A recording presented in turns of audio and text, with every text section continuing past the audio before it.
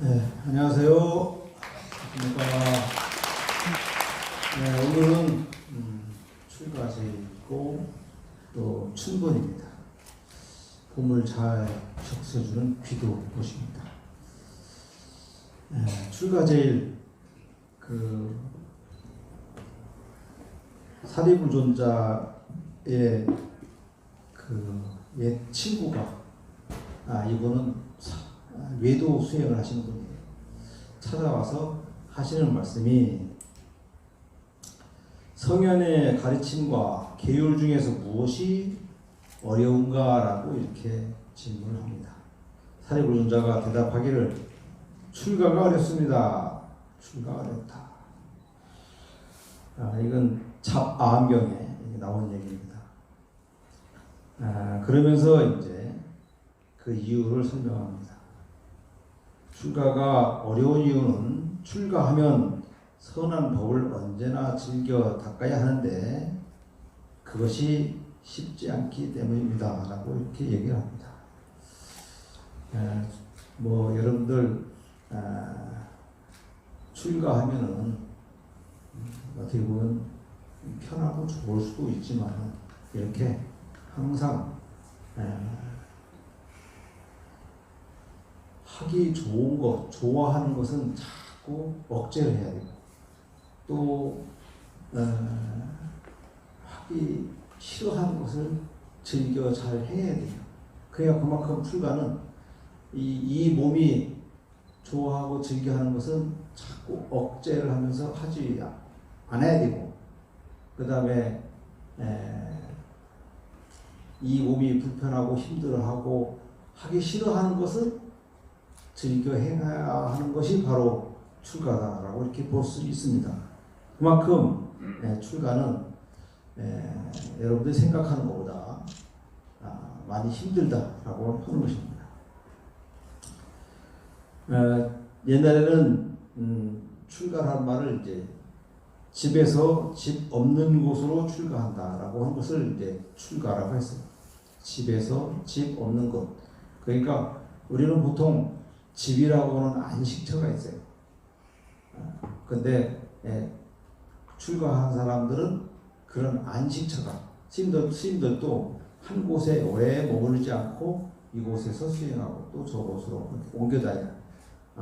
한 곳에 오래 있으면은 그곳에 집착이 생긴다 해서 또 그것을 한 곳에 오래 있는 것을 별로 좋아하지 않았습니다. 그만큼 이 집이라고 하는 것은 우리가 굉장히 소중하고 또 일반 사람들이 그 집에서의 안식처를 꿈꾸고 있지만은 그러나 출가 수행자는 그렇지 못한다라고 하는 겁니다. 그렇기 때문에 그러한 여러 가지 즐거움 또 여러 가지 안식처 이런 것들을 다 포기하고 떠나는 것 이것이 바로 출가다.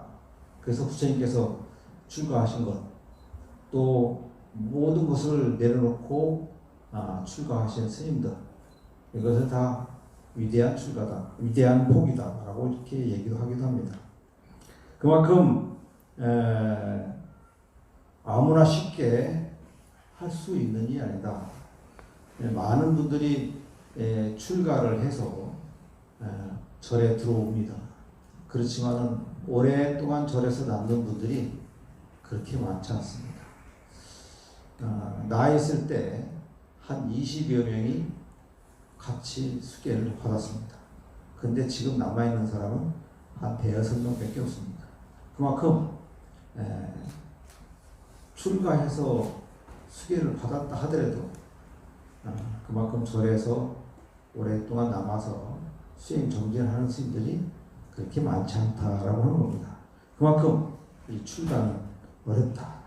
사리불존자도 출가가 가장 어렵다고 말했듯이 그만큼 출가는 쉽지 않은 것이다.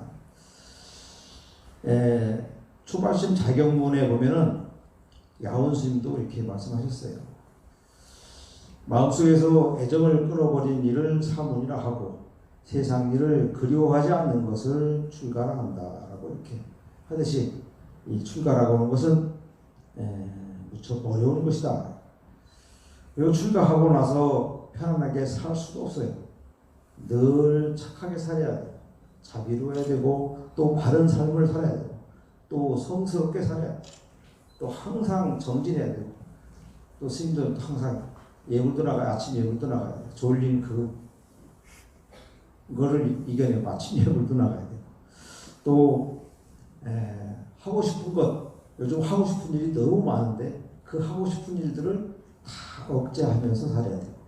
그만큼 행동 거지나 또 이런 것들이 사람들이 모범이 돼야 되고, 그리고 또 몸이 아파도 마음이 지쳐도 함부로 내색할 수도 없는, 이게 바로 출가자다 이렇게 볼 수가 있습니다. 그만큼 경전에서는 이렇게 출가에 대해서 힘들고 그렇지만은 아주 좋은 일이라고 찬탄을 합니다. 중국의 선사 중에서 동계 양계화상이라고 하는 스님이 있어요. 이 스님은 이제 어머님에게 주고받은 편지 중에 이런 내용이 있어요. 어릴 때 젖 먹이고 길러주신 은혜가 한없이 깊으니 온갖 재물과 좋은 음식으로 부모님을 섬기더라도 어찌 그 은혜를 다 갚을 수 있겠습니까? 한없는 부모님 은혜를 갚으려면 출가보다 더한 공덕이 없습니다. 자식 하나 출가하면 부족이 천상에 태어난다고 했습니다.